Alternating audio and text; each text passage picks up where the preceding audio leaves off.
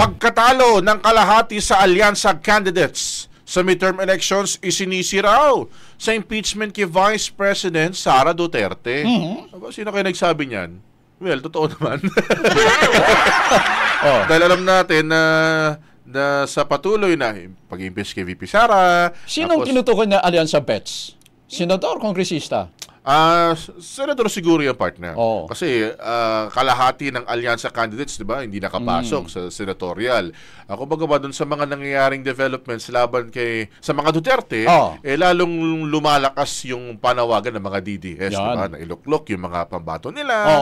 Alamin nga natin, Brigada Haji Kaaminyo, i-brigada mo. Brigada Live Report.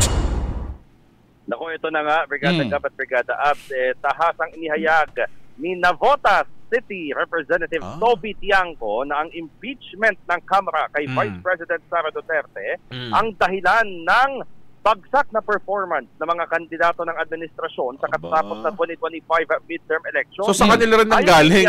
Sa alyansa side din pala nanggaling? Aminado sila? Oo, sa mismong campaign manager pa ng Alyansa para sa Bagong Pilipinas nanggaling na nakaapekto nga raw ang hindi pagboto ng mga taga Mindanao sa administration slate dulot ng pag-impeach kay VP Sara. November o December pa lamang anya noong nakarang taon, nagpapasurvey na sila. Tapos nung naihain yung impeachment complaint sa Kamara, bigla na lamang nagbago ang kursunada ng mga botante sa Mindanao. Tinawag din ni Tiangco na self-inflicted ang impeachment case na ipinilit. Ito yung term niya, ha? Ipinilit kasi nila lang ipinilit Yun yung pagkakasabi niya. Ipinilit lamang umano kahit na sinabihan na niya na walang mangyayari dito. Sa katunayan, ibinunyag ni Tiangco na napilitan lang umano na pumirma sa impeachment ang ilang kongresista at wala namang clamor o panawagan noong Pebrero na gawin ito. Dagdag pa ng mambabatas, alam na nilang may problema sa Mindanao, kaya isang beses lang nagsagawa ng campaign rally ang alyansa sa Mindanao at pagkatapos nito, nagkanya-kanya ng pag-iikot ang admin bets. Muli namang iginiit ni Tiangco na hindi siya kasama sa pumirma na pabor sa impeachment dahil tinutulan niya pa nga ito at hindi na dapat itinuloy. Mababatid na 6 nga lamang sa mga pambato ni Pangulong Bongbong Marcos ang pumasok sa Magic 12 para sa pagka-senador. Brigada ka, Brigada. Yung sa 6 na yun, dalawa pa, hindi naman totoong ano. Alanganin. Sino-sino ba sa 6? Ilista nga natin dito sa 6. Erwin Tulfo. Lacson, Ping Lacson, Tito Soto, Ping Lacson, Pia Cayetano, Lito Lapid, panglima. Lito Lapid. Yan, panglima. So pang-6, Camille Villar. Alanganin. Alanganin din. Pero yun yung tingin nila, Brigada Haj, na maaaring naka-apekto doon sa impeachment, yung naging kapalaran ng mga alyansa bets doon sa senatorial election. Pero pwede namang tingnan the other way around. Kung ganun din kalakas yung pwersa ng mga nag-protest vote against doon sa impeachment, ba't hindi lumusot yung karamihan din sa mga PDP laban na bets, mga Duterte? Pwede mo rin balik rin.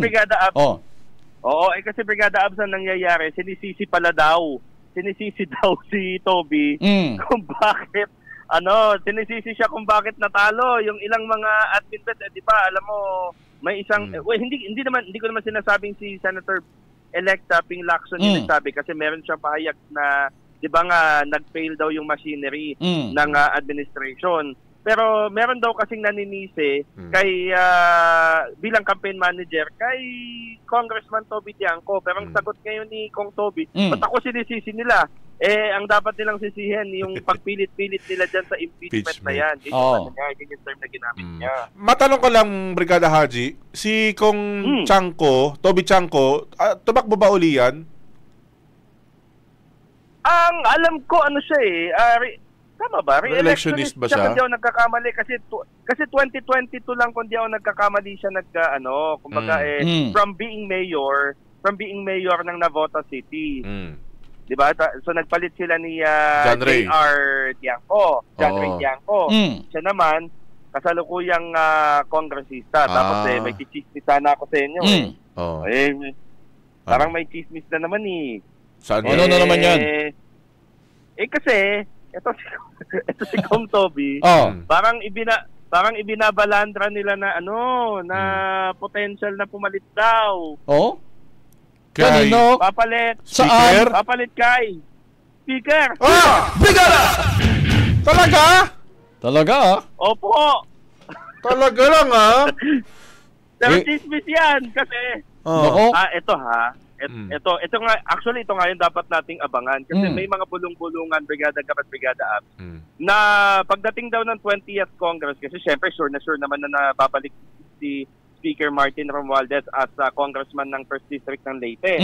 Hindi naman tayo sigurado kung maluluklok ulit siya as speaker kasi kailangan pagbotohan yan. Pero meron daw siya challenge sa kanya sa speakership. Pero may mga bulong-bulungan na hindi pa man matatapos ang 19th Congress. May mga magsusulong daw na siya ipatalsikin. Ay, talaga? Talaga? Yung 6 days na yun, So, papatalsikin? Kailan yun? So, 6 session days na yun. Mangyayari kaya ito sa June 2 sa pagbabalik nila. Baka naman sabihin nung isa, wala ba kayong utang na loob? At saka, ito yung mahirap dyan, Brigada Hadj. Kasi nga, yung majority or 104 na mga nanalo, mga miyembro ng Lakasi MD. Hindi naman lakas si Toby Chanko, hindi naman siya lakas Nanalo siya sa nabotas. Nanalo siya. Pero hindi siya lakas member. Alyansa, yes. Technically Brigada Abs, Martin Romualdez has the numbers. Kasi si Toby Tiangco, partido na Boteño yung kanyang partido. Dati nasa una siya o United Nationalist Alliance at saka sa EPC. Pero ngayon local party yata. Local party na Boteño. At saka hindi siya pinsan Speaking of pinsan, alam niyo ba na bukod kay Kong Toby, isa pa sa mga tawag dito pinagpipilian daw itong si Congressman Angelo Marcos Barba. Ganun. Sige. Mamaya off-air, ipag-chismisan pa natin yan off-air. Baka chismis muna. Pa lang. Maraming salamat, Brigada Haji. Alright, in the heart of changing lives, ako si Brigada Haji Kaaminyo, 105.1 Brigada News FM Manila, the Music and News Authority. Ang bahaging ito ay hatid sa atin ng Mom's Love ES1 Capsule. Simulang tuparin ang pangarap ng iyong anak. And starting now,